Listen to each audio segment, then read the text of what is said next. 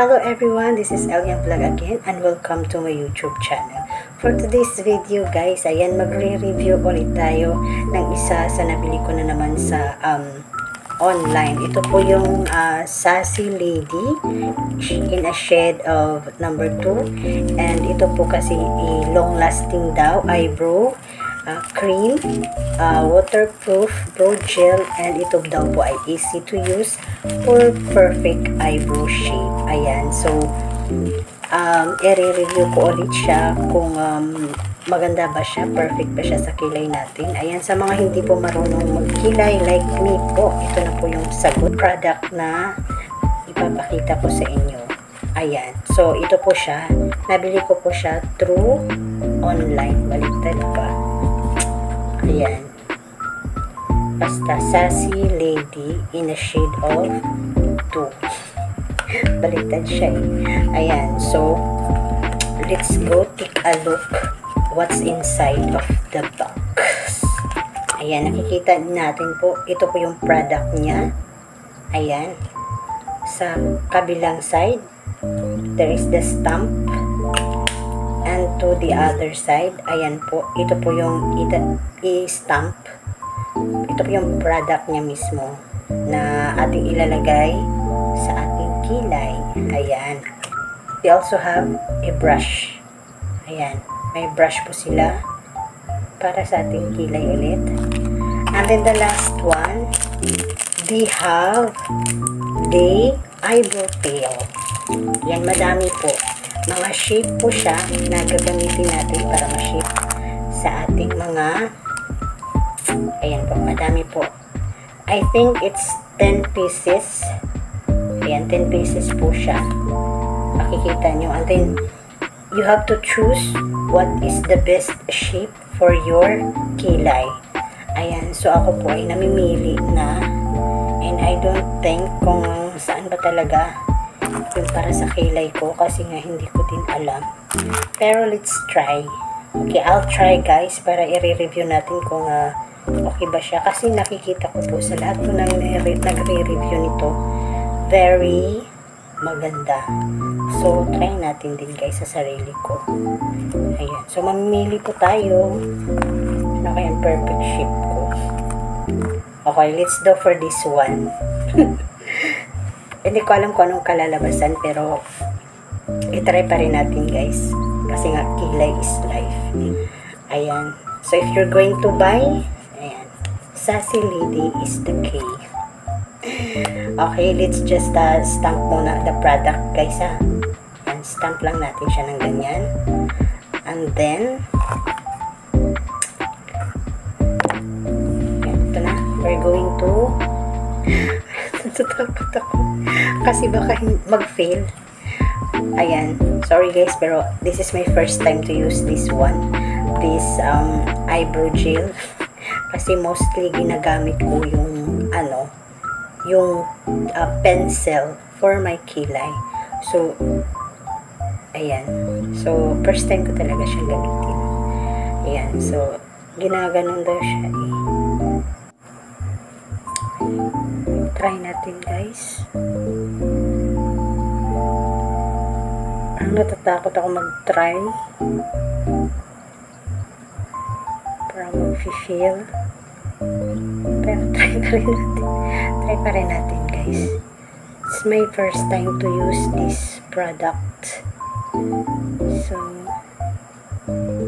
let's try. Okay, here we go. Wow! O, diba? Ganda. Oh.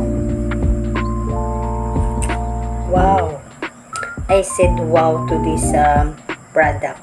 It's convenient to use. It's easy to use if you going to somewhere and then you have to do this one. Ayan, madali lang po siyang gawin kasi you have just to stamp and then like that. Kailangan nyo lang siyang i-brush para diba? Instant kilay na guys. Let's go to the other side and good luck, kasi parang siya, ang mahirap lang talaga dito guys is paano mo siya ipapantay. Kung ano yung nandito, dapat pantay dito. Kaso parang dyan ako nahihirapan sa pagpantay. Baka kasi pag dito na, yan, natatabingi na siya. So, diba? Oh, this is my first time.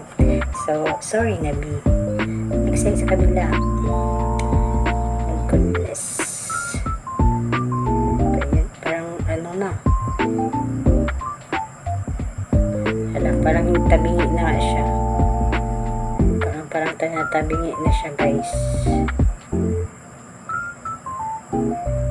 Tabingi natin siya.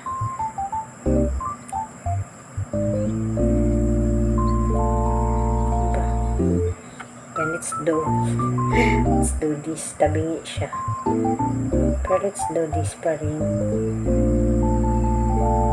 Okay, tabingi siya.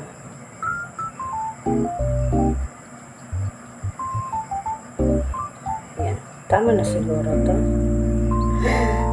Tabingi nga siya.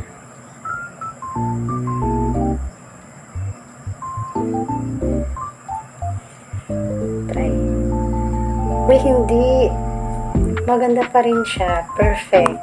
Oh, perfect yung nagawa ko. Oh, tapos, i-brush na lang natin siya, guys.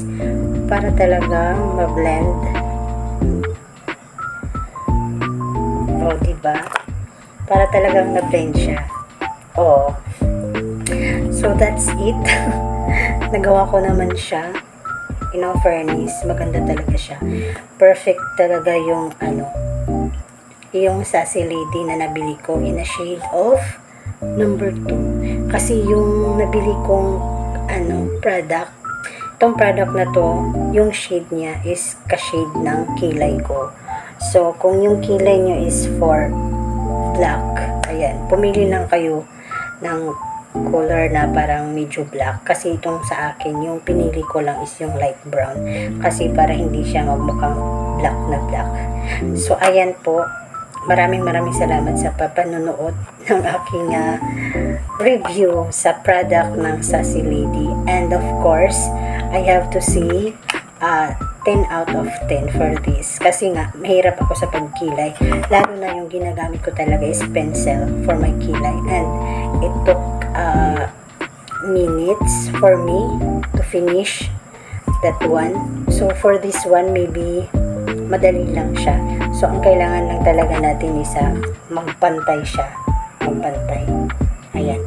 Yung ginawa ko ngayon is dito lang banda, sa tail. Kasi okay naman na dito ko. Ayan. So, sa mga gusto po ng product na to, ayan, bumili na din po kayo through online. Kasi online ko lang po siya nabili. And, I love it. Sa nakikita niyo naman, gustong gusto ko siya ngayon. And ito na yung gagamitin ko. Diba? And thank you so much guys for always watching my review. Ayan. Thank you so much everyone for the love and support. This is Elyang Vlog again. And thank you. Bye.